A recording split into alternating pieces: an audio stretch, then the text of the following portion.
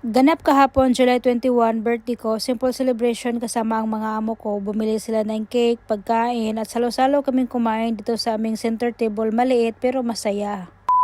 Hi! Ako si Jovi, 13 taon ng kasambahay sa pamilyang Pakistani. Amo kong lalaki ang nagsindi ng kandila at ang alaga ko naman ang videographer at syempre kami ni Madam nandito sa harap. Tawang-tawa kami dito dahil nasindihan na ang kandila at hindi namin alam na saan yung kutsilyo.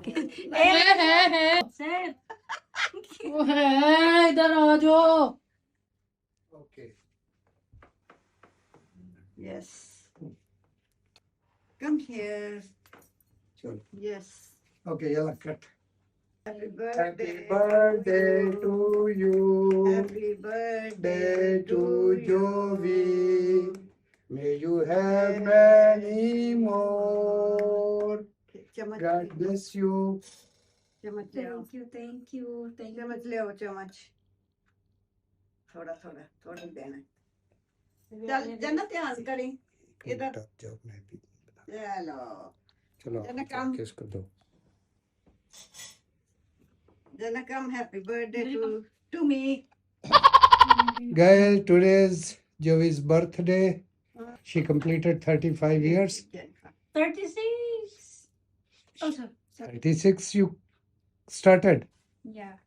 This time to completed 35. Sit down, no problem. Okay.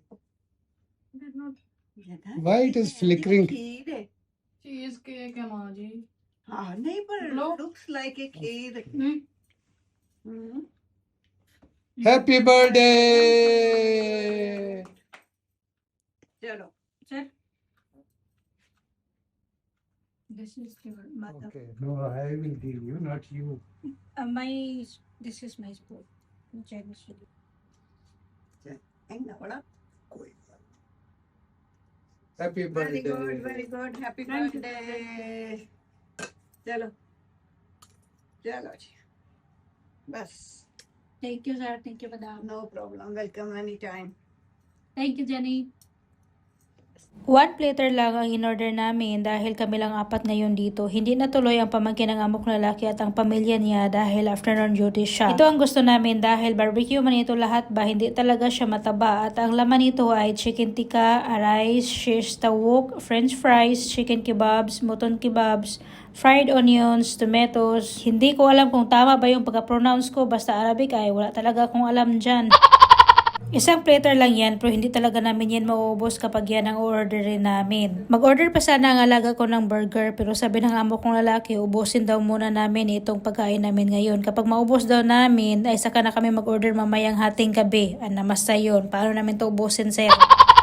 Ganito kami kasimple mag-celebrate ng birthday dito, hindi kami sa labas mag-celebrate dahil gusto ng amo kong lalaki na magdasal, magbasa kami ng Bible bago kami kakain. Kasi kapag sa labas kakain, hindi man makapagbasa ng Bible ba kasi maraming tao man. Kaya sabi ng amo kong lalaki, ay dito na kami sa bahay mag-celebrate ng birthday. At saka ito yung pinaka-importante talaga, yung magdasal, magpapasalamat sa another year. Hindi yung puro pagkain lang. At yun lang, happy birthday to me. Thank you, Lord. At hanggang dito na lang guys. Thank you for watching. Bye-bye. God bless everyone.